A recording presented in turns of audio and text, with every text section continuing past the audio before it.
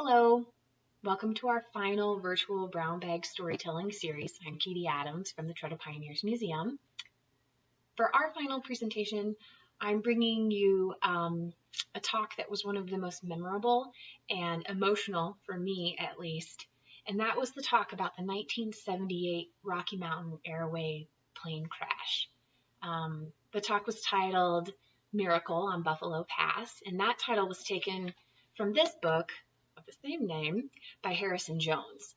And in the book, Jones interviewed both survivors as well as first responders, and he really takes readers through the events leading up and throughout the crash. And it's a great quick read, but it really gives a good picture of what people went through. So for the Brown Bag Talk in 2018, I invited first responder Jerry Alsum here to talk, and to my surprise, during the talk, he had invited additional speakers to come, and that is part of what makes this so memorable and engrossing. So enjoy. Also, before I sign off, I just want to remind you that the museum is still holding outdoor events and programs, and you can see a listing of those on our website at treadofpioneers.org. And if you've missed any of these virtual brown bags, you can find those also on our website or on our YouTube channel. So go check it out. Thank you all for tuning in and checking out these talks, and stay well.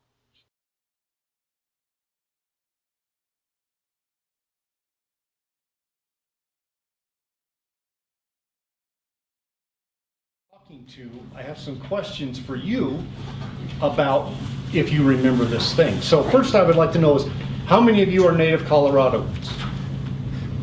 How many of you lived here and remember that crash that night? Okay. How many have read the book? Yeah. Y'all that didn't raise your hand, you're going to wish you read the book. How many just learned that there was a book? Yeah, how many just learned that there is a book? How many are going to go buy a book? Of course, you got to go, well, let me tell you what you got to say, you know? Okay. Little more serious. How many of you have lost loved ones in a plane crash? How many of you have been in a plane crash? There you go. You'll hear his story. How many of you are pilots? Oh, cool. How many of you have flown in the Twatter, the Twin Otter? Oh, there we go. How many of you have flown in Rocky Mountain Airways? You poor people. Okay, how many of you have been up to the crash site? How many of you even know where the crash site is? You know where it is? Okay.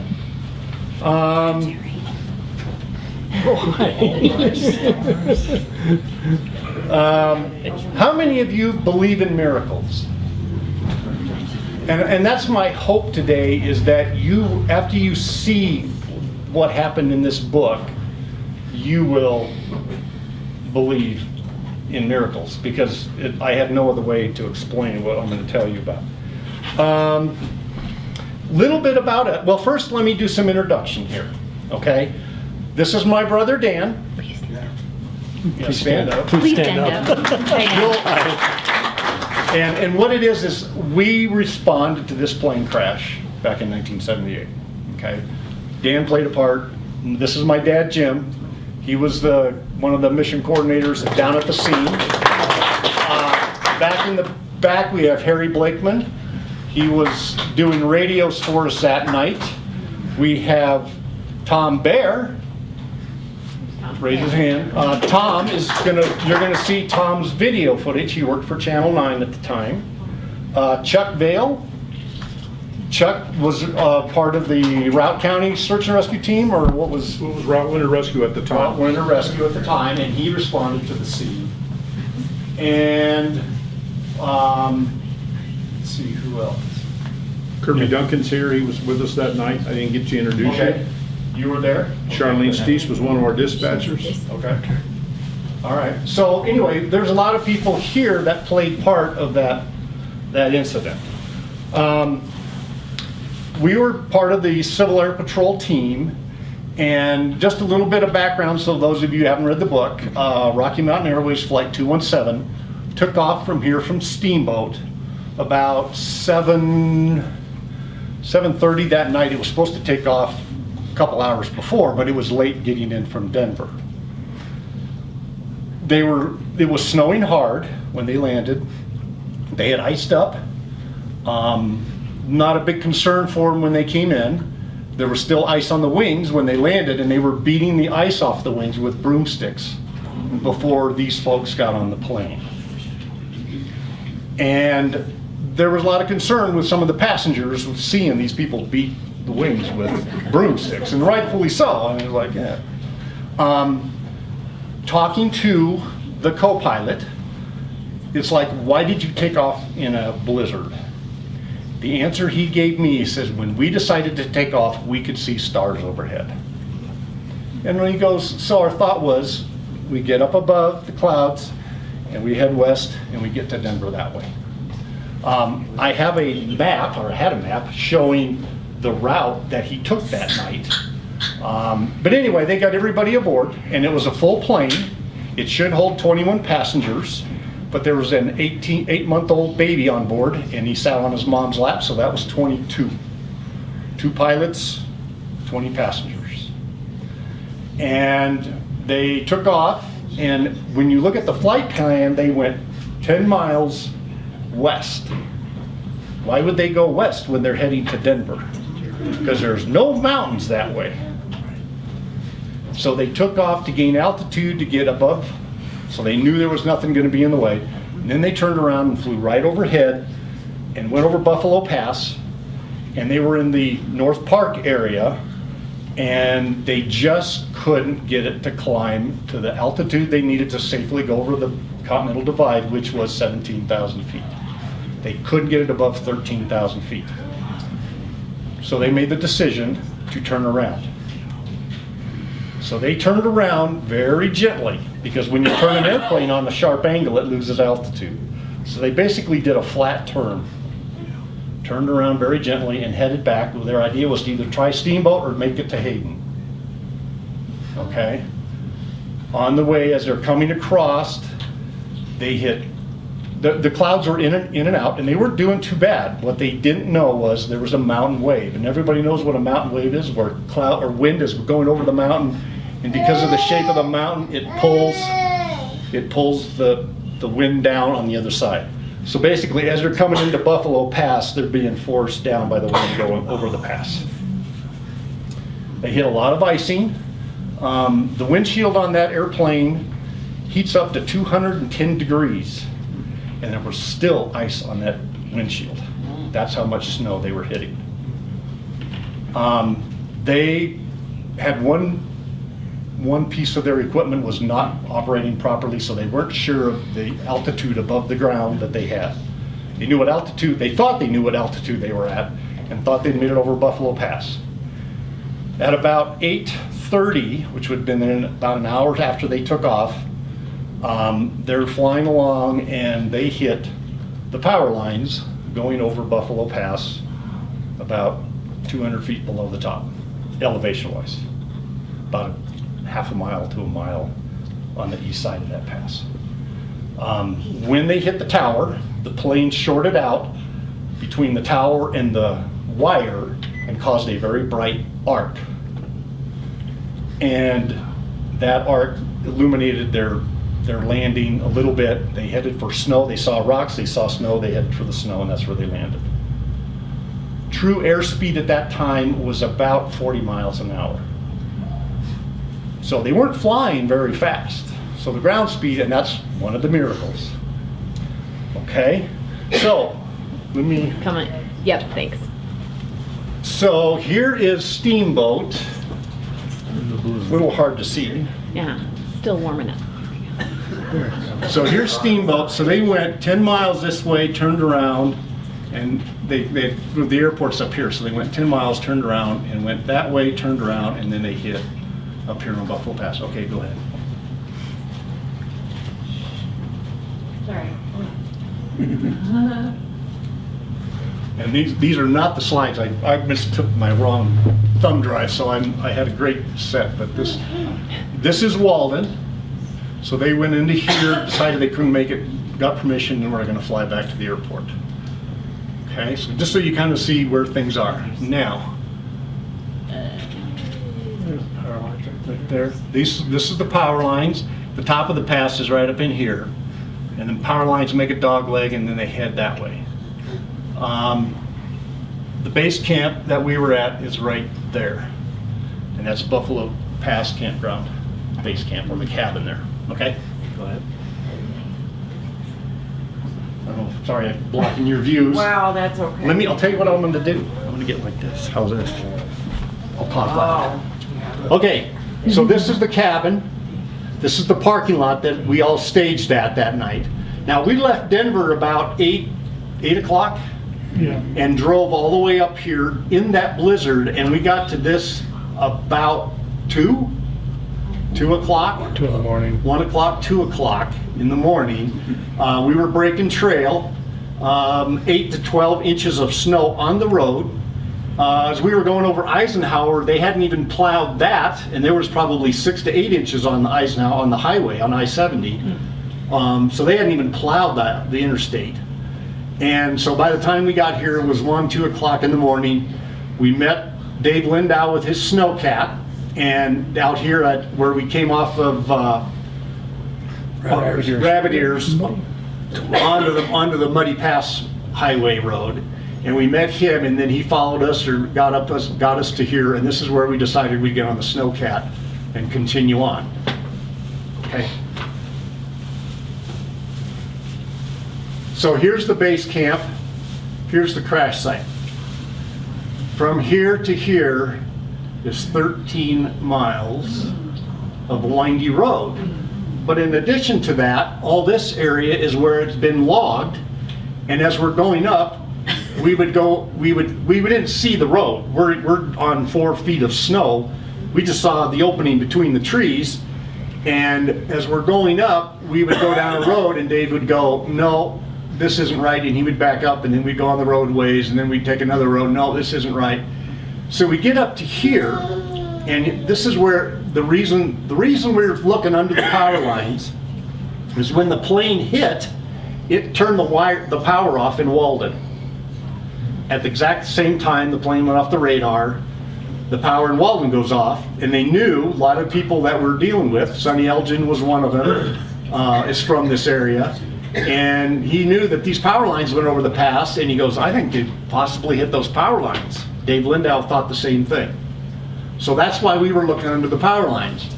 The ELT signal was very sketchy that night. It was hard to direct DF it. What's an ELT? An ELT is the radio signal that goes out when a plane crashes using G-forces. It sets it off, and it sends out a signal on the emergency channel, and it doesn't tell you anything other than it's on, and then you have to use other equipment to determine its location.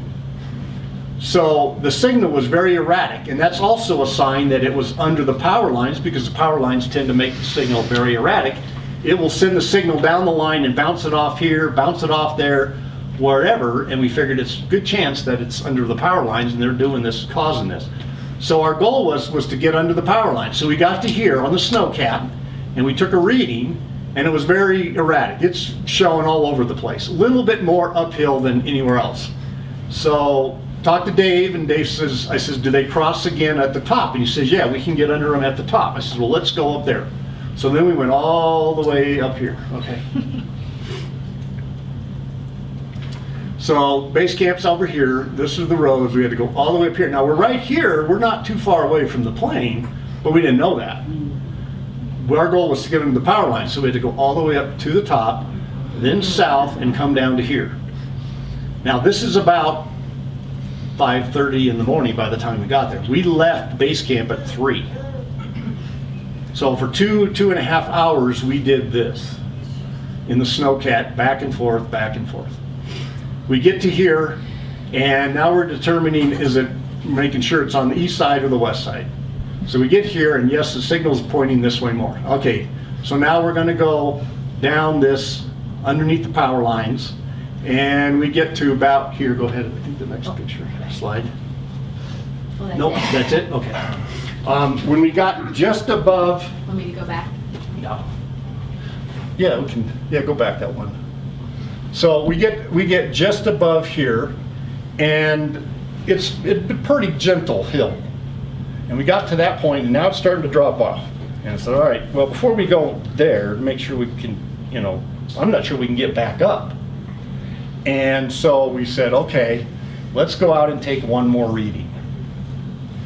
And so we get out on the snowcat and we take a reading, and it's dark and it's blowing snow sideways. And we hear screams coming out of the dark. Now, did chills just go down your back? They did that night too, I'll tell you. And it's like, whoa. And I'm going to be honest with you folks. We've been on a lot of searches in our search and rescue career. About 100. Hadn't picked up a survivor yet.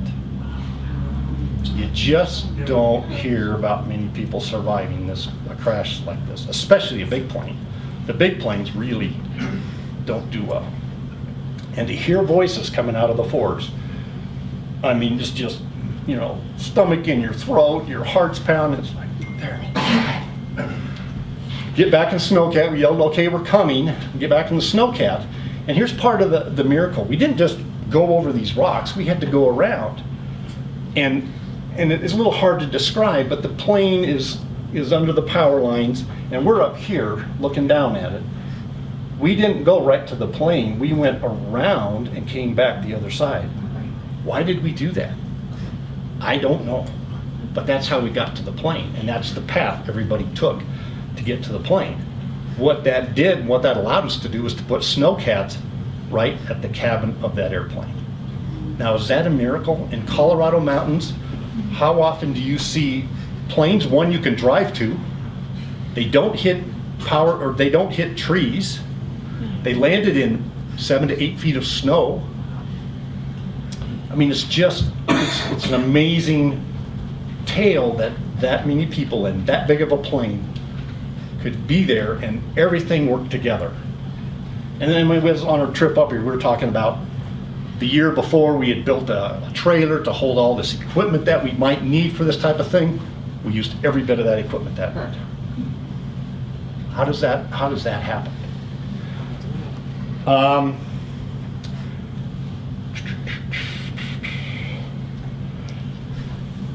That's all I want to talk about for now. Let me tell you this, we can sign books today if you would like, but we're also having a 40-year reunion of the passengers, rescuers, and anybody else that was involved with that crash this September here in Steamboat. The 20th, the night of the 20th, which is a Thursday night, we're having a signing, and it'd probably be just my dad, Dan, and I at the Off the Beaten Path bookstore, if you want to come to that. The other option is that Friday night, all the passengers and everybody else that's going to be at the reunion are willing to sign books at the Grand Hotel here in Steamboat. So if you want to have your book signed today by a few, or you could take it up there and we'll sign, you'll get a lot more signatures from a lot more of the passengers, including the co-pilot.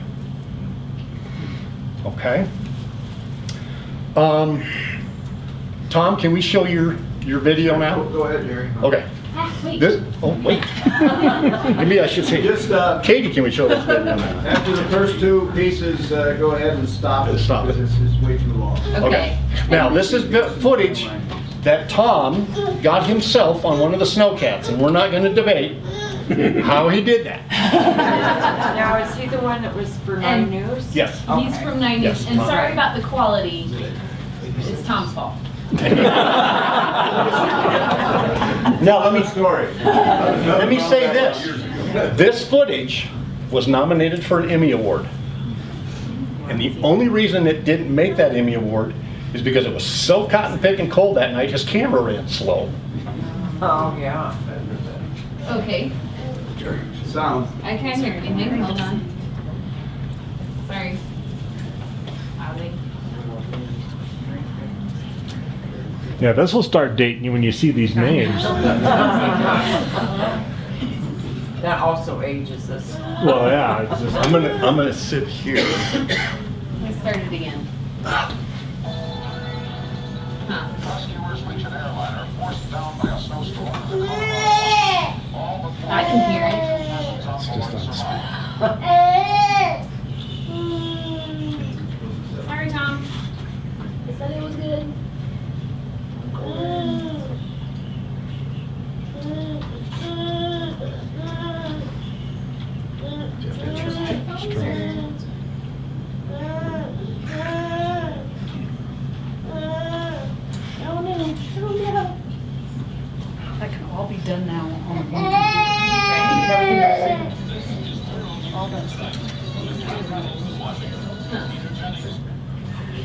Guys, I'm so sorry.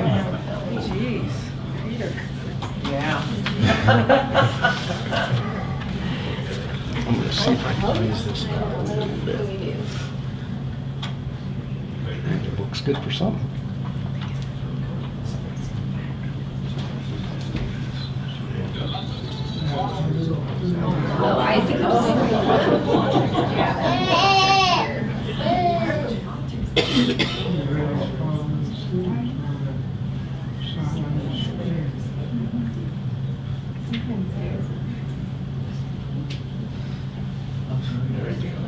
Barbara Wawa. I know. How long has it been since we've seen you? And from our national desk in Chicago, Max Robinson. Good evening. This is good. 21 people on board a commuter airliner traveling from Steamboat Springs, Colorado to Denver have survived the plane's crash last night in the Colorado Rockies. What makes their survival even more amazing is that they crashed in the middle of a blizzard, spent the night huddled in a 10,000-foot mountain pass, and weren't rescued until this morning. Tom Shell has more on that story. Heavy icing conditions forced the twin-engine Otter down in Buffalo Pass, 10,500 feet up in the Rocky Mountains. When rescuers arrived, snow had already covered the wreckage. Miraculously, there were survivors.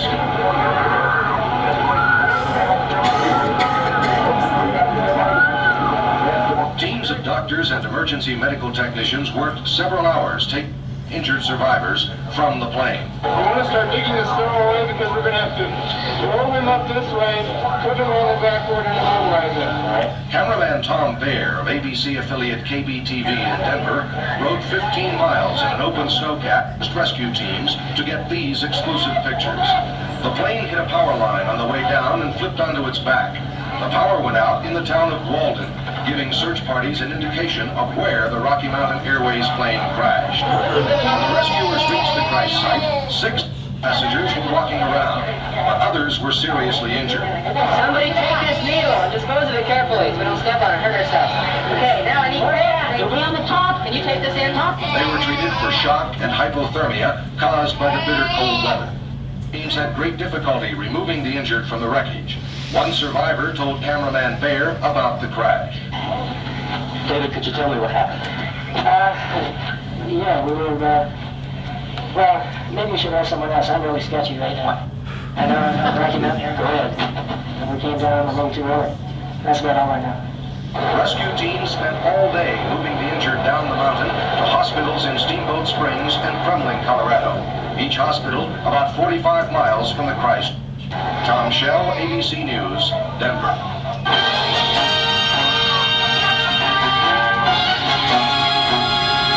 From the Action Center in Denver, this is award-winning 9 News, the 5 o'clock report.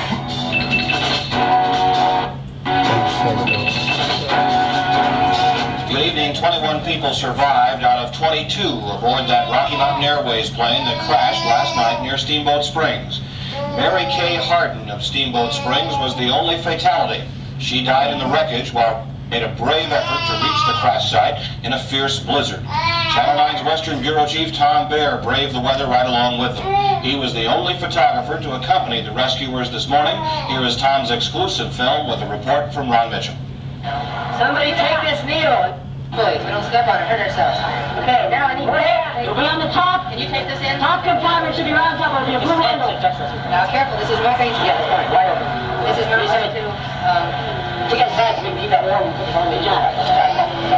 The muffled cries of one of the to be rescued could be heard from inside what was left of the plane. The nightmare had begun 10 hours earlier. The Rocky Mountain Airways flight left Steamboat Springs for the 50-minute flight to Denver shortly before 7 last night. Within 30 minutes, it decided to turn back because of icing on its wings. Then apparently, without warning to the passengers, a wing clipped a power pole. The plane flipped and hit the ground. The miracle of the survival of the people may be traced to the fresh snow, waist ground. They, of course, had no idea when rescue might come. Here's exactly where they were, at the 10,500-foot level in an extremely remote area about halfway between Walden and Steamboat Springs in the north-central part of the state. The were the key to finding the crash as rapidly as it was found. The lights went out in Walden when the Wayne cut the wires, giving a clue to rescuers. Follow the power lines. Most of the victims had to be gingerly extracted from the wreckage. The fact the fuselage stayed pretty much intact provided a shelter from the minus 25-degree wind chill, blowing snow during the night. There were many leg injuries, facial cuts, hypothermia, and cases of shock. David, could you tell me what happened? Yeah, we were, well, maybe we should ask someone else. I'm really sketchy right now. I know I'm Rocky Mountain Airways. Go ahead. We came down on the low too early. That's about all I know. Just describe it. I think some real good people taking care. That's for sure. It was a massive rescue effort with doctors, survival experts, medical equipment, blankets, backboards for some of the injured, practically a hospital in the middle of nowhere in the middle of a blizzard. Treacherous conditions even for the rescuers. It took nearly 4 hours to move all the survivors to a road where they could be transported to ambulances. Then it was another hour or more to the closest hospitals in Kremlin and Steamboat Springs. By mid-morning, the ordeal of the rescue was nearly over. The left the scene. The victims, at last, were only an hour away from warmth and safety. For West Slope Bureau Chief Tom Baer, Ron Mitchell, 9 News. Tom Baer is with us in the studio now to talk a little more about the crash. As we say, Tom is the only one into the crash site with the rescue. You were pretty good. Tom, stand up a minute. Well, I do. What happened? Miraculous story. My John Denver. The thing that really struck me as being so great, but so many people, so many search and rescue. This is a doctor. I got that guy. The other guy is a doctor that was at Walden giving a class. More or less came as soon as they heard that there was a plane down. Things went so smoothly. They came from Jackson County, some in Eagle County, men and women, coal miners and coal mine managers. There were ski patrolmen and shop owners. This is the rescue series. Now these I was getting ready last night to go. medical supplies were brought in snowcats, they brought in snowmobiles. They were well organized, there were no problems. Now here they're looking at a map at more or less a headquarters that was set up about 30 miles from the crash scene. That's the way that they worked at the crash scene. I think when they arrived there, they found that the injuries were a little more severe than what they had expected. They had a preliminary report that all survived. There were a few broken legs, but that was about it. And they went out, the injuries were a little more severe, a lot of lacerations. They treated their patients gingerly. There were doctors, there were EMTs, there were snowmobile clubs, wildlife conservation officers, in such harmony, in such unison, so extremely professional. And all over western Colorado, you have these search and rescue people. They were the unsung heroes of this whole thing. This is an incredible story that you actually got to Steamboat last night about 12:30 or something. Well, I went to Steamboat first. I thought maybe things would be coordinated there, and then I went from there to Walden. Got to Walden about 12:30, and then just kind of stuck with the operation at this point. These pictures were taken shortly after dawn this morning. I'd say about 8 o'clock or 8:30, right in this area. Okay. Tom, thank you. That's amazing footage.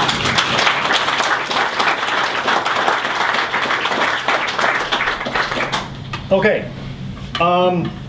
Let's. One regret I have Yeah. to this day that I wasn't talking about the Civil Air Patrol, but I'd been awake for like 48 hours.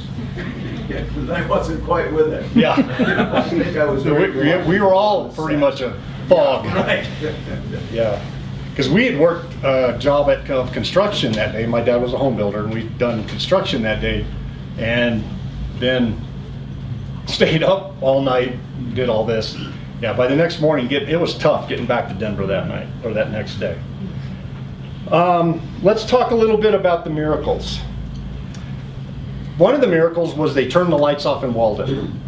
So I don't know if you want to just... Oh, sure.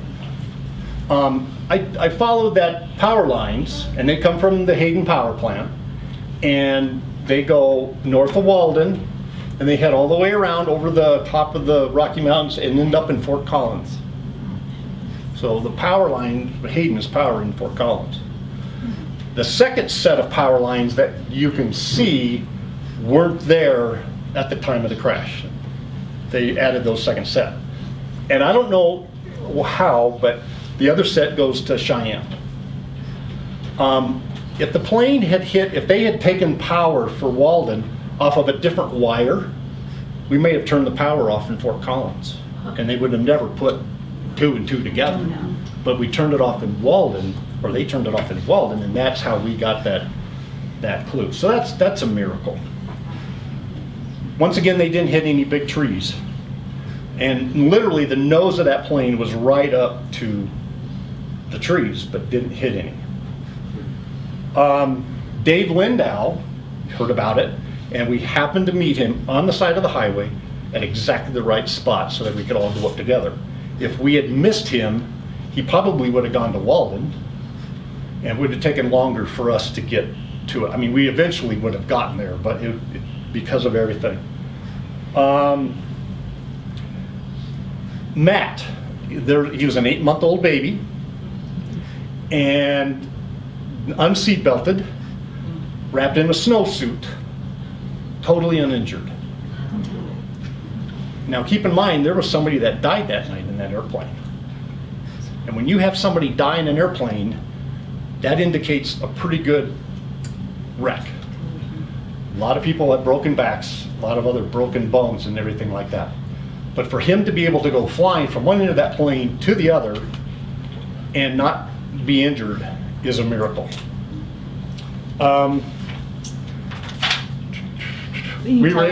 What's that? Can you tell us who did die? And yes, her name is Mary Kay Harden. She was one of 3 gals working for the Forest Service. Right. And she was at the very back of the plane. Now, it's always been, my thought is the back of the plane is the safest place. But we think she broke her neck, and that's what did her in. Okay. We were able to literally drive right to this crash. I mean, look at our mountains and how many plane crashes, and you may have to helicopter in, you may have to hike for miles, but we could drive basically snow trucks right up to the scene, take people out of the plane, put them on these trucks, and take them out of there. I mean, that's just unheard of. It landed, when it hit, the plane basically hit on its left side, which is the captain's side. Most of the damage was on that side, but it landed on its right side. How did it hit and land like this? I don't know. Because if it landed down, they couldn't have gotten to the baggage compartment. They couldn't have gotten the baggage out. They wouldn't have had a place to put people. It landed perfectly. Well, not perfectly. Land perfectly would be at Hayden. The lights stayed on for 2 hours for John and Vern to be able to work. Those of you who read the book know about John and Vern, the 2 young guys that did a lot of work up there. They were passengers. They were passengers, and they were able to do a lot of work with those people. And then we had a TV camera to document it. I mean, how many times do you get a TV camera in a blizzard, 10,500 feet on the Colorado mountains, and film people being taken out of a plane crash? It's 2 days, day after, and they're videoing the aftermath. And I mean, yes, there's some, we had hoped, our goal initially was strictly rescuers got up there. Tom, using his news skills, got himself up there, and yes, that at the time we were like, them cotton pickers, and we couldn't be happier that they were there. They didn't get in the way. They really didn't cause us any problems at all. It was a blessing to have that footage. I mean, that you just don't see that. Gary, the co-pilot, was totally entombed in snow, unable to breathe, and this is the big miracle, for 2 hours. Now, how often do you hear avalanche about people dying, and it's been a half an hour, 15 minutes, and then that's with skilled people there to do CPR to bring these people back, but he couldn't breathe for 2 hours. He went back to flying. He didn't lose a finger. He didn't lose a toe. He has all his mental faculties. I have to ask his wife, but I'm pretty sure he's got all his mental faculties. But that, to me, is the biggest miracle of all. And he was totally entombed, and the pilot was up on the side. He'd been taken back to the baggage compartment and placed in there because he was in tough shape. And then 2 hours after they had crashed, the power's starting to go out, and John decides that maybe he ought to try to get on the radio and call for help. So he goes back up to the cockpit, and he's moving snow around. And all he could see initially when they took the pilot out was Gary's left hand sticking out of the snow. That's it. He could see that left hand, and it didn't look good. It had been beat up. And he went back 2 hours later. And I'm going to tell you people, this is emotional. This is tough. But 2 hours later, Gary goes and he goes to get that radio, and that hand moved. Can you imagine what that would feel like? Can you imagine what John felt like when that hand moved? Would you like to ask him? John, could you stand up? Ladies and gentlemen, John Pratt.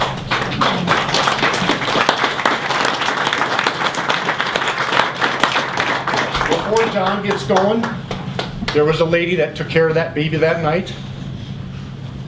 And it's really weird, she's carrying one right now.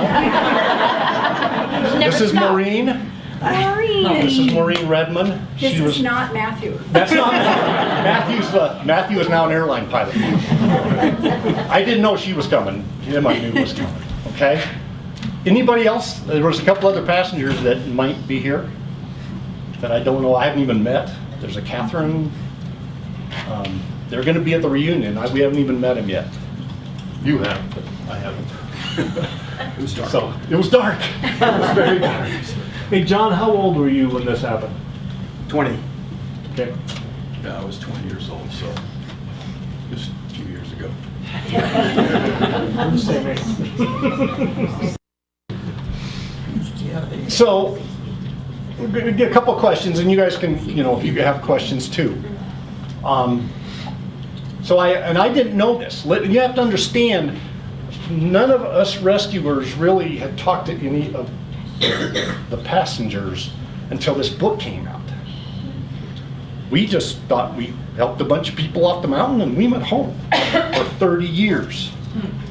And then in 2008, we had a gentleman join Civil Air Patrol, wanted to put a reunion together when he heard the story, and we got to meet Gary. Well, we'd met Gary a couple times after that, and it talks about it in the book. But we hadn't really talked to these folks. We have no idea what they went through that night. And yeah, you can say, oh, we're heroes for going up and getting them. We were there because we wanted to be there. We were equipped. I didn't get cold that night. I didn't get wet.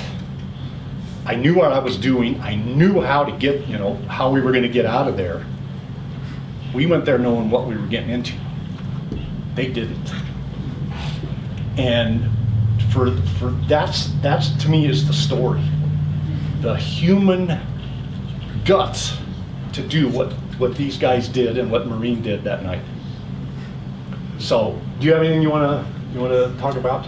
Well, sure, we could talk about go on for hours. Yeah. I was just want to recognize the one, maybe, I know you got a lot on your mind there, but the pilot also died 2 days later, right, in the hospital in Denver there. So we lost 2 people. The baby and I were the only 2 not admitted to the hospital. So it was, everybody went to Kremling, and people went to Steamboat, and it was pandemonium if you think about it. There's literally hundreds of people at the hospital in Steamboat here. And people are coming in, and no one knows who anyone is. So the families are rushing out to try and figure out, is that someone that they know, and everyone looks very, very bad. So they came to tell if it is their loved one. Then I walked in, and I was chased in actually. Yeah, you didn't want to go in. You have to read the book. Yeah, you read the book. You didn't want to go. Well, they didn't realize who you were.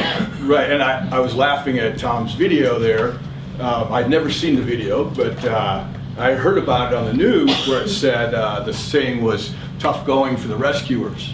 And there was a guy falling down, there was some blankets falling, and that was actually me. You. and that just John didn't leave on this first snowcat. Okay, just back up a little bit. When we got up there, it was tough for these guys, Dan and Rick Hopp, to get to us because they kept going down all those back trails we went on, and they had to turn their snowmobiles around. We had a snowcat, we'd back up, go up, go snow back up. They had to turn a snowmobile around pulling a sled. So they said, why don't you send your snowcat back, give us a path so we know how to get there. So they did, and so we took all the walking wounded, Maureen, Matt, and anybody else, and put them in the snowcat and sent them down to the base camp. He didn't get on the snowcat. And I asked John, why didn't you get on snowcat? And your answer is, I don't know. He don't know. And actually there were several pictures there of me helping carry a sled or a person out and put blankets on them and stuff. And I don't remember that. And he said, yeah, we shot the bull there while we were waiting for the next snowcast. And I was literally, I just got lost. There was some 50, 60 people on site eventually. So it went from a couple of us just standing there trying to figure out, well, how was your night? Who do you think's going to win the Super Bowl? Right, and then suddenly there's 60, 80 people, I don't know how many people were actually on site, and 50 snowmobiles and snowcats, and I just got lost. And I had a mountain parka on and, pants. You didn't have rescuer written. No, and so I'm just like, somebody's like, hey, get those blankets out of the snowcat. And I'm like, okay, hey, help, grab a hold, hold on. And so I'm like, all right, I'm just helping. Can I just say, Jerry, you're talking about miracles, and I think the fact that you, John, were not hurt is a miracle for you, but you saved, and your cognitive ability and rescue skills was a miracle. That's probably one of the You were a miracle to a lot of people. Yeah. See, I only read the book. You guys have to read the book. Look at me. But it is still very emotional. Even though it's 40 years, that was not a good night for those folks. It's best to talk about all the good stuff and not the trauma. It was very traumatic, and there was a lot of people hurt, really, really, really, really bad. And I don't know why. I broke a tooth and I broke my nose, and that was it. And relatively speaking, that was nothing. That was absolutely. And actually, I didn't really even realize it until I sat down about 3 o'clock in the morning. I was so tired and everything. I just sort of tried to get a little bit of rest, because I really thought, I grew up in Estes Park, and I thought a week. I was thinking 3-4 days, a week before we got found. If you've lived here a long time, airplane found this summer from 3 years ago. And I don't know how many times I've heard that story, on the news. It doesn't seem like you hear it that much lately, but crashed in the mountains and it got found 3 years later by some weird hiker. So it was pretty traumatic. But just to finish, the funniest part for me was, so I get lost, and finally somebody says, help carry the co-pilot out. And so we put him on a sled, and somebody just points to me and says, ride with him and make sure he doesn't fall asleep, because they concussion and everything. So I'm like, all right, I get in a snowcat, I'm trying to talk to him the whole way. I didn't even know he was from Estes. I had gone to high school with his younger brother. I don't even know who he is, so I'm trying to talk to him, and we get to the base camp. There's another 100 people there, more news, and helicopter, but all these ambulances, and I just get out, I look like a rescuer, and I'm just standing there. 20 years old, I'm nobody. I'm like, nobody from the mine, and here's the VP of Energy Fuels comes over. Oh, we're so glad you're happy. You're okay. And I'm like, oh, okay. Wow, this is the vice president. He came, wow. I'm not even thinking, Promotion or, why they're there, but. A raise? So I look over and there's an ambulance. It says Steamboat on it, and I'm just standing there. There's millions of people. There's nothing for me to do anymore. I'm soaking wet. I'm kind of tired. You go on a Steamboat? Guy goes, yeah. Can I get a ride? He goes, sure. I just jump in the front seat with him. We load a couple of people in the back. There's EMTs. I jump in the back. We're about halfway over Rabbit Ears. He looks over and says, what happened to your face? I said, what do you mean? He says, well, looks kind of black and looks like your nose is something busted or something. Oh, I hit the seat. He said, what seat? Well, the seat in front of me. When? Well, when we crashed. He about swerves off the road. We're supposed to be in the back. And then it happens again. We get to Steamboat. I mean, there's got to be 200 people there. And the ambulance pulls up and we back in, just like on TV. 2 guys get out with mountain parkas. We open the doors. We roll out the gurneys. All these people are staring. Literally, the doors close. Everyone goes into the ER, and I'm standing there alone. And I just went, oh, my buddy's house is down here. I went, I got to know where the key is. I can call and get a ride out to the airport. So I start walking down to my buddy's house. And I'm about half a block away. And here I hear this yelling behind me, and here comes a nurse and a driver with a wheelchair. They're running. And there's like this much snow on the side. They're running after me. You gotta get in. We gotta be checked out. Sit in a wheelchair. I said, I don't need the wheelchair. And when I got inside, it was really a mess because just all these family members, and no one knew where anyone went, and they're all just so. I mean, it's 4 o'clock in the afternoon. And so their loved ones, my parents got called at 4 a.m. in Estes. You know, so people have been on edge for, 12 hours wondering who's alive, who isn't, where did they go, where should I drive? And they started asking me questions, and apparently I was in terrible shock. Still, or maybe it started then, I don't know.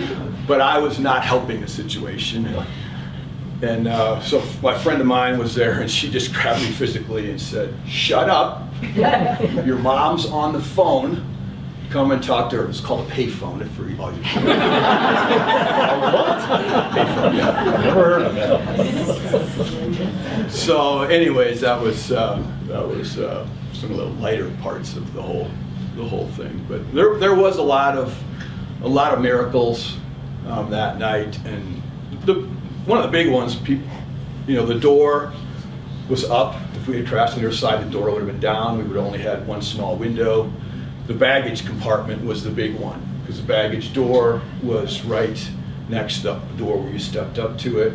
It was up. We wouldn't have had any of the baggage. That was one of the things that Vern and I did. We got in the baggage compartment. I just started going through every single bag, and if it was locked, I just cut it open. Pulled whatever, anything that looked like anything of any use, I was just throwing it into to put this stuff on, just put it on. And I found some extra pair of jeans, just slipped them on, just trying to, I knew we were in it for the long haul.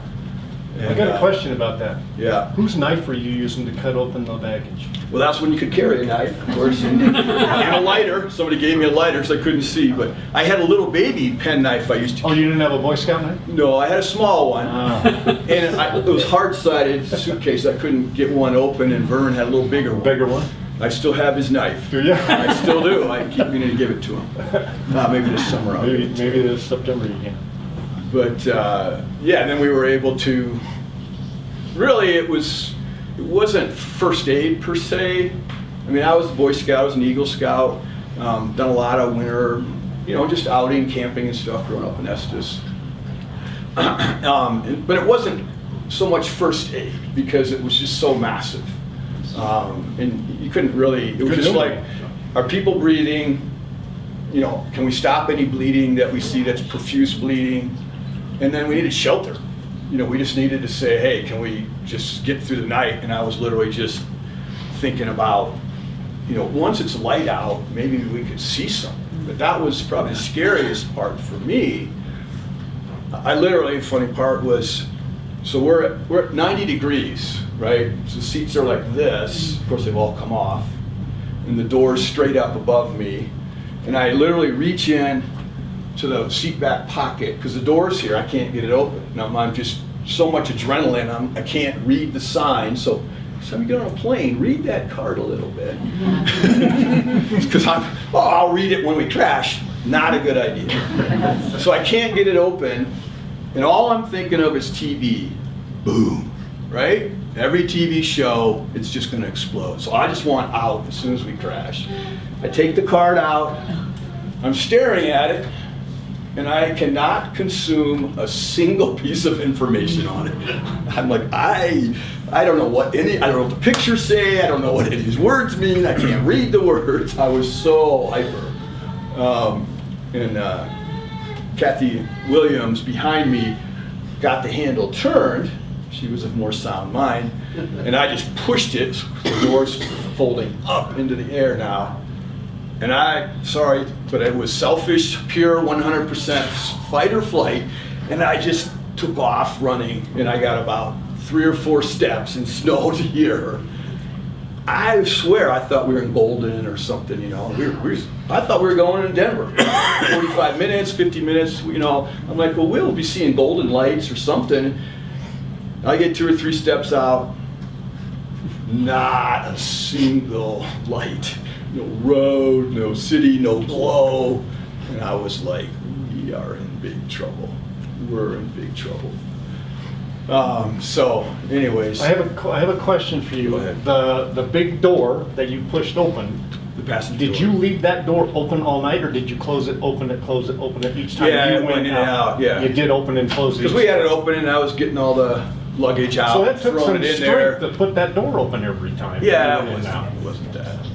That access wasn't strong like bull. That access wasn't from ground level, wasn't it? I mean, No, it was up a on ways. yeah, So it was Yeah, no, it's here. It's like here. You got to push it up. But you had to climb to get into the opening. Oh yeah, to get in and out. But Yeah. and then actually Kathy was like, you know, her friend Aaron Harden who died was there, and the snow was coming in. It was blowing. I mean, it was like serious blizzard. It was really a blizzard. So I know you've been holding your question. Throughout the flight, did the crew communicate that you were turning around? Zero. No communication. Yeah, there's no stewardess or anything. It's just the two, and there was never a word. And they're on their That's masks. why I'm like, no, we're right on time. You know, we're gonna see Denver golden lights here. I'm looking out the window, and there was just this flash. The wingtip, about a foot of it, caught the power line. And everybody says, you know, they saw this flash out the right side, and that's we just clipped the power line, and then next thing you know, you're on the ground. 2 questions. I forgot the first one. How long did it take for them to get the fuselage of the plane out of there? I have no clue. Yeah, I don't. I think it was later that week. 2 weeks. 2 weeks? Yeah, you might. Yeah, I don't know. Where were you sitting in the plane? I was sitting next to the door. So the door was. The front door or? No, there's only one passenger door. Okay. And it's kind of most of the way to the back, and then there was just the 3 seats behind me. Okay.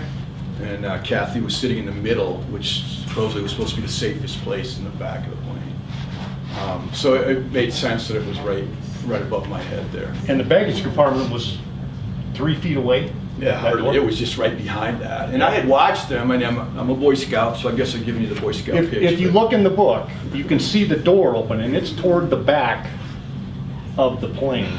And so that's the door they were going in and out of. But you also pop the emergency window out at some point. Right, up towards the front, then there's one on both sides as the emergency. But I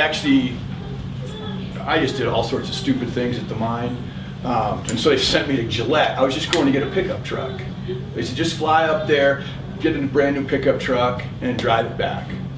Well, I'm thinking Gillette, the steamboat, I mean, this is 40 years ago, you know, but still, you know, you get blown off in the river on the road. It's December 4th. So I got a sleeping bag packed, I got a down coat, wool gloves. I have a small cooking stove, propane, which of course you couldn't do that now, and literally a pot to put, like, cook water in it and stuff. And I had 2 bags. I saw the one go in the back, and I saw the one go in the nose. At first, when I thought, I'm going to go and see if I can't find that nose, because there was baggage up there, I thought I sort of saw it, you know, it's pitch black. And I took 2 or 3 steps towards the nose of the plane. I went, yeah, that's not happening. Maybe tomorrow when we can see, you know, for sure that it's there. So, I mean, the big miracle for me was, of course, Civil Air and Dave Lindow hooking up together and finding us so early, because I was sure it was at least the day, if not a couple days, we were going to be there. And I was sort of thinking about, you know, what the next day looked like and getting a fire started and, you know, keeping people hydrated and stuff. Now, one thing that we did notice when we got there and we opened the door, it was relatively warm inside the plane. I mean, not, you know, but it was maybe 50 degrees. There was a lot of bodies in there. There was a lot of body heat. And we had plugged up the holes and the doors closed and up at the front. Really the brunt of the impact was the nose cone. So the windscreen, all the front of the plane was gone, and there was just the bulkhead, and then all the windscreen around it was gone, and that's where Gary was stuck. And did you put baggage through that walkway then between you and Gary? well, there was a lot of these hard-sided suitcases, and so we took them and kind of built a shelter over the co-pilot. When about 2:30, we just gave up because I had been digging for I don't know how long, an hour or 2 hours. I was just soaking wet and just exhausted, and I said, I can't get him out. I'm trying to lift a full-grown man, you know, straight up in the dark, and he's impacted in snow, and all I've dug was sort of a trench. All I did was, I saw kind of about this. And at first when I saw it, I was just, and I've told Gary this, I said, you know, he's dead. And I did, so we sort of left him. We did leave him. And I was working on other things and people and just trying to, the people that were screaming the loudest, that's who I was working on, honestly, and just trying to see if I could stop whatever was causing them the most pain.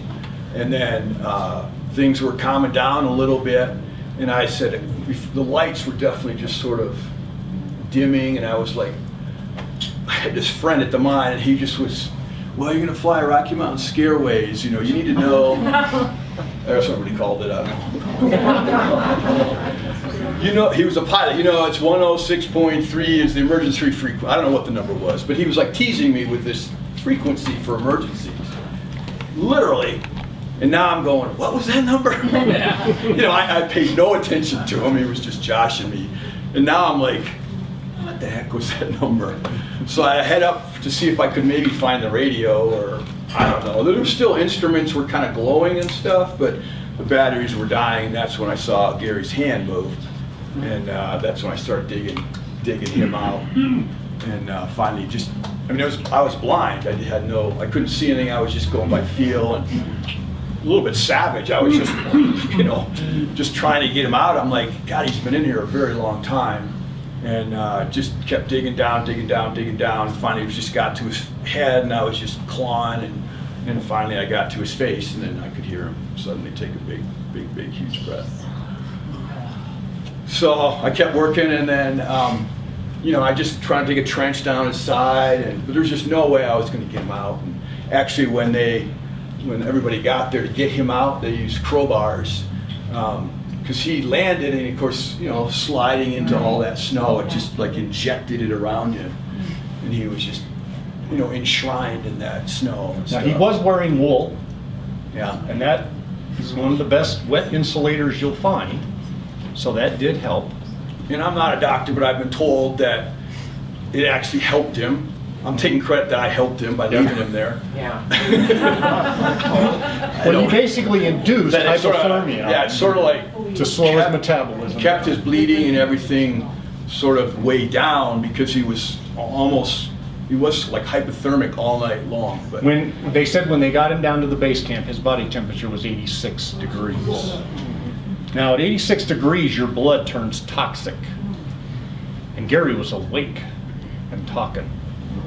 And then, for those of you who read the book, once Gary was transferred down here to the hospital, he was pronounced dead. Kremlin. He was Kremlin. Yeah. Did he go to Kremlin? Yeah, he was. Oh, okay. Once he got to the hospital, though, he was pronounced dead because they couldn't get a heartbeat, they couldn't get blood pressure, and he must have at that time been unconscious and stuff. So they covered him up with a white sheet. I don't know how much later, he wakes up and hears them talking about him being dead and how sad that is. So him being the guy he is, he goes, well, you know, back in Pharaoh's days, they used to warm the guys with concubines. Do you think nurses could handle that? Can you imagine when nurses hear that come out from a white sheet? And once again, that's a miracle because, and may not be a miracle, but somebody made a misdiagnosis. Now, I'm a paramedic. I was a paramedic for 31 years. And early on in my career, they said, you cannot be pronounced dead until you're warm and dead. And I wouldn't be at all surprised if Gary had something to do with that protocol. Because somehow, and the human heart gets very irritated when it's cold. And it's not uncommon at all with somebody in severe hypothermia for their heart to go into V-fib, have to shock them and bring them back. It happens over and over and over. And for that to happen and he wake up spontaneously enough to where he can talk, I can't explain that. So I think that's where they came out with, you gotta be warm and dead. So you gotta bring their body temperature back up whatever ways you can to at least 98 degrees. And then if they have no heartbeat, now you can pronounce them dead. Okay? One other change that was made, and I think it talks about it in the book, both pilots, all they had on was lap belts. And from that incident on, all planes now have, and Dan can attest to that, shoulder harnesses and a crotch harness. So you have a 5-point harness now on all pilots in all airplanes from this incident. Okay. When that was one of the problems with the passengers is, lots of hip and waist problems and stuff, and pelvic, because they have the belt and everybody's. And all the seats came loose? Not all of them. There were those seats There were stayed on, some? and we pulled some seats out and stuff. Because if you've ever flown on one of those Twin Otters, it's just got these sort of rails on the floor, and then the seats just sort of, they don't snap in, but they sort of sit But they're not in there very well. in there. And so a lot of seats came off with people in, and then some without. And I think they changed that design on airplanes too. I think they beefed that up. Because this was probably the most soft, one of the softest landings you can get. And if the seats didn't hold with that, what are we doing? So 40 miles an hour is still pretty quick. Pretty quick to go from 40 to 0. Right, but it should hold. Hey, Jared, could we ask Maureen just to say a few things? Yes, she wants to. Does she want to? She just took the beat. Does she want to? Well, Maureen, the other passenger that's here, had a lot to do with the care of Matthew Cox, the baby, the 8-month-old baby. And Because.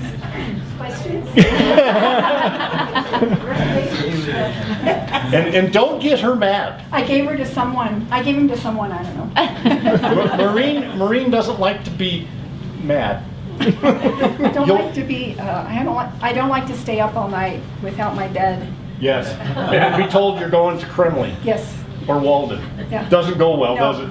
that didn't happen. So, any questions for her?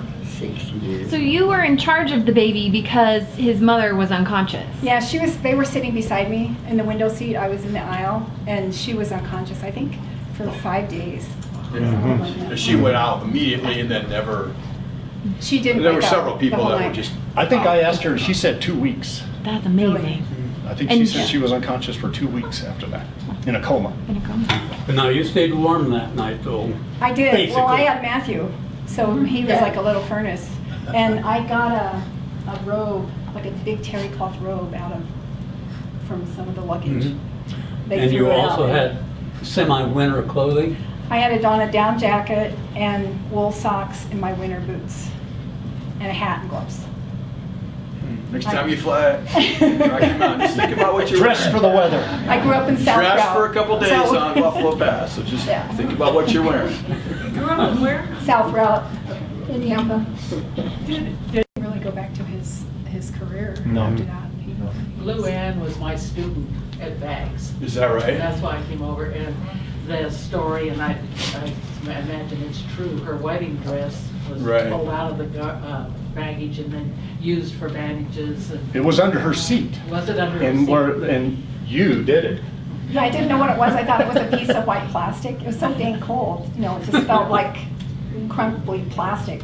And I put it in the hole where Luann Matthew's mom was sitting, because the side of the plane kind of, the wing was right there, and I think when the wing came off, it ripped a hole there. So she was basically laying in the snow. So I put that on the, try to shelter her. from Was that hole down then?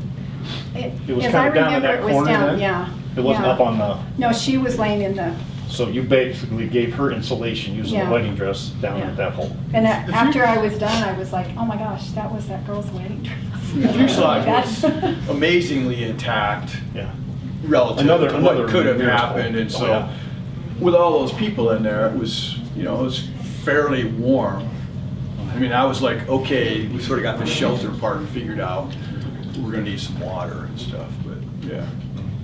Well, then you also helped her, wasn't her foot held in? Luann's foot was, held- trapped under a trapped, chair, under a seat. and then you had to lift the seat, Yeah, and then she couldn't get it out even then. Yeah, both legs went sort of straight under your seat in front. Think of the seat right in front of you, just jam both legs under there.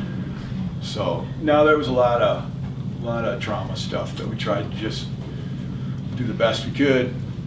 Best, with what you got. It was just, what can I do to help you, right? And whatever they said, I tried to do.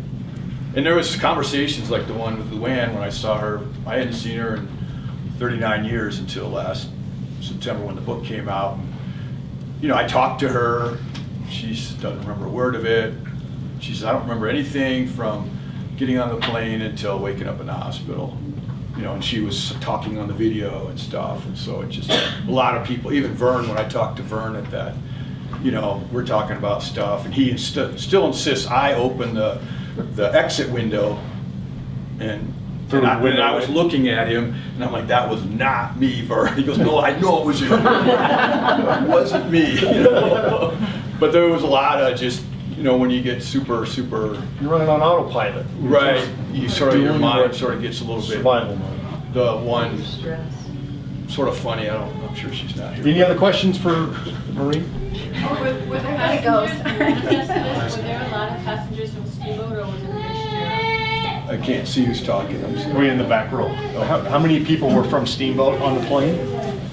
Well, there was a fair number. I mean, bags, 2 from bags, and then the 3 Forest Service ladies. I was from Steamboat. And Maureen was one of the Forest Service ladies. Yeah, she's. I guess maybe it wasn't that many. I guess a lot of them were tourists, or like Vern was from Denver. Funny enough, he drove a truck up for Safeway that day and was flying back to Denver. I was going to get a truck. You guys should have just talked and slow that truck. It was just kind of weird situation. How do you feel today getting on a plane? How do you prepare? I'm going to ask Maureen that too. From the experience when you fly today, Well, yeah, it's kind of. Do you still fly? Oh no, I still fly. Yeah, I went to work at Microsoft and flew over almost 1 million miles for them. But the first time I got on an airplane, that was hard. But to me, I don't know, miracle or whatever. I don't want to be a preacher, but when your number's up, it's up. In my opinion, right? And it might be crossing the street. It might be I had a friend where a tree. He was a forest ranger. A tree, dead tree. I live in Grand Lake. Just fell on him. One tree in the forest hit him on the head and killed him. It's like, how can that happen? And the Forest Service guy was out, so I don't know. I think I just fly okay. It's not a big deal. Yes. Do you know that very many people that survive flight have post-traumatic stress? I don't know if that's even been talked about. I think one of the persons that had some of the worst was Gary. Gary felt very guilty. And was when we had the 2008 reunion, he was not sure he wanted to do that. And I think after that reunion, he felt a lot better about it. And I mean, and even John even addresses that. They were mad.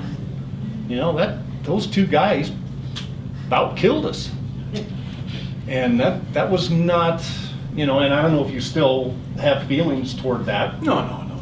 And Gary, I know Gary. And yeah, and so you guys have done stuff together. Yeah. But I mean, it was not, they didn't say, hey, let's take this plane up and go pile it up. That was not when they left. They felt they could get above that storm that night and get over the top safely, or they would not have taken off. I think soon after they took off, they realized this ain't going to be as easy as we'd hoped. Then it was a matter of, well, do we just turn around and say, sorry guys, you know, bad weather, or do we try it? I mean, the Twin Otter's an amazing plane. It's very, you know, very powerful. It's not fast, but it's very powerful, has a lot of lift. But is that what the best thing is, or do we try to make it over? And they tried to make it over. Well, I think to just a comment on the question is, so Harrison as a pilot, he kind of got a hold of everybody. That was the big thing that he did. It was kind of find people. And everybody wrote whatever they wanted to write and send it to him, and he put it all together. And like Jeff and Luann, they haven't read they can't read the book. My wife can't read the book, you know. And so there's lots of people that have not read their own story. And when I try to talk to him, and when I met Jeff at the dinner last September, I said, hey, I'm sorry I threw you out of the plane. You know, half joking, but half serious, and he doesn't remember a thing, and he hasn't read what I wrote. So, I mean, I don't know if it's PTSD, but it's it's traumatic, and it's stressful. Yeah, I would say that. I don't know if it's a disorder, but it's I don't know like any trauma except for women bearing children. They just forget that instantly. Yes. I don't know how that happens, but for the rest of us, it doesn't happen. But I don't think any of them have been treated for it. Not that we know of. It's something we can ask, in September when we see them. But yeah. Is there anything still up there at the site? Yes, there is. There's wreckage up there. There's a chunk of wing. It's not much. There's a little bit of a piece of wing, maybe. Okay. Big.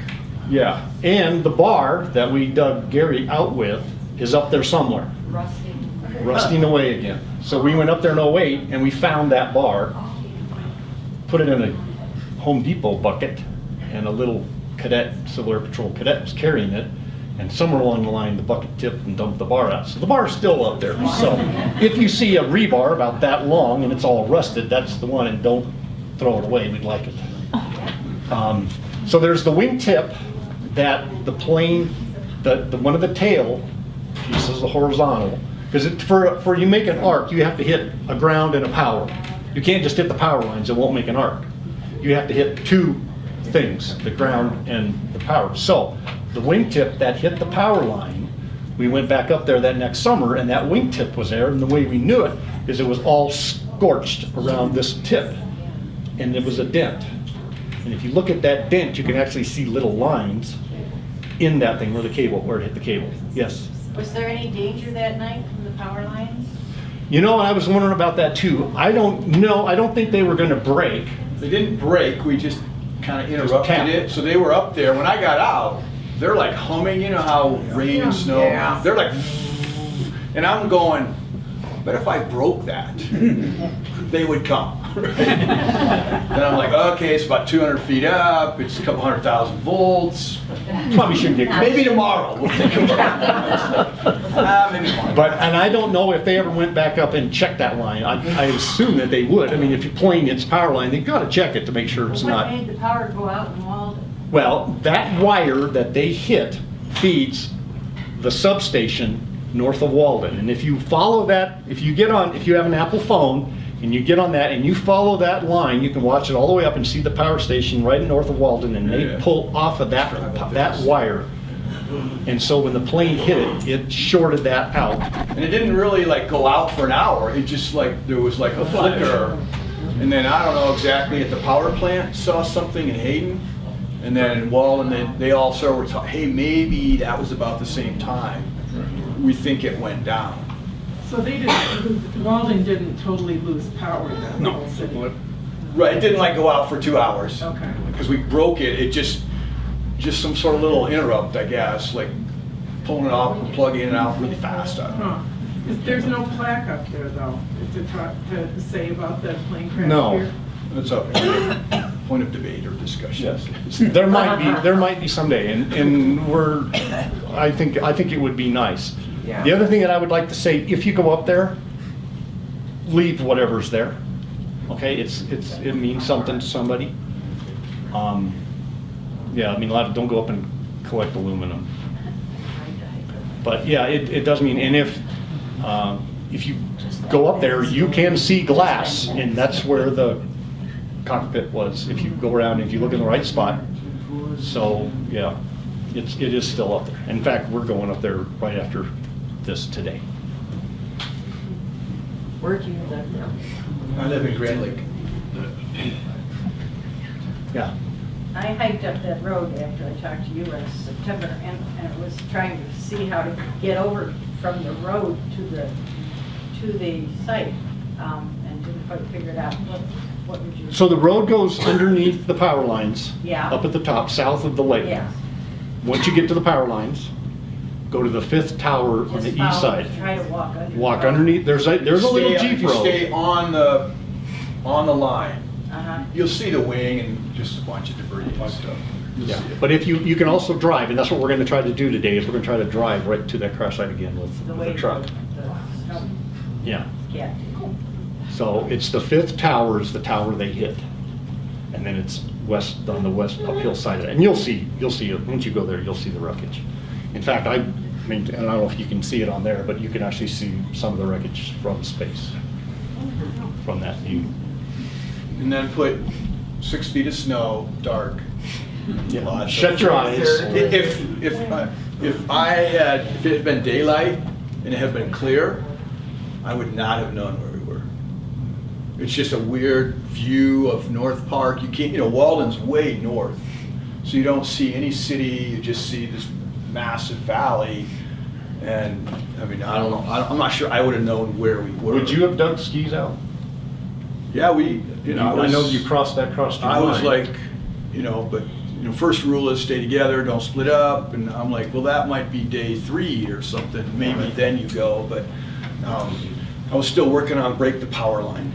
and I was stuck on that. I'm like, Thinking about that. well, I was really worried about, like, could we get a fire going in the morning, and could we, melt enough snow for water and stuff, and then I was doing triage all night. Yeah. All night long. You were constantly. Sounds like till everybody was cleared out, really. Yes. You were the last. No, that night. And then, I don't know what snowcat I went out on, but there have been several. Probably one of the earlier ones, because Gary went out as soon as we could. We wanted him down. Yeah. To us, he and Scott were the most serious. Scott was the pilot. And we had taken him, because he was just completely exposed. The whole cabin was gone for the pilot. He was just exposed up, so I cut his seatbelt off and took him back and put him in the baggage compartment. And then Jeff, who was just completely out of it, and he was just kicking everybody and screaming and just kicking his wife, broken legs. She had a terrible compound fracture, and he's just kicking her. And so that's finally I said, I think this guy's got to go. People are trying to hold his feet. And I kind of got consensus, and then finally his wife now, but said, yeah. And I said, okay, 3 people said good, so I just took him out and put him back in the baggage compartment, and a couple other people went back there and stuff to try and just get some space, because it was all mumble jumbled up there and stuff. So. We're over our time. If anybody wants to go or any other questions, I'll give you a few more questions.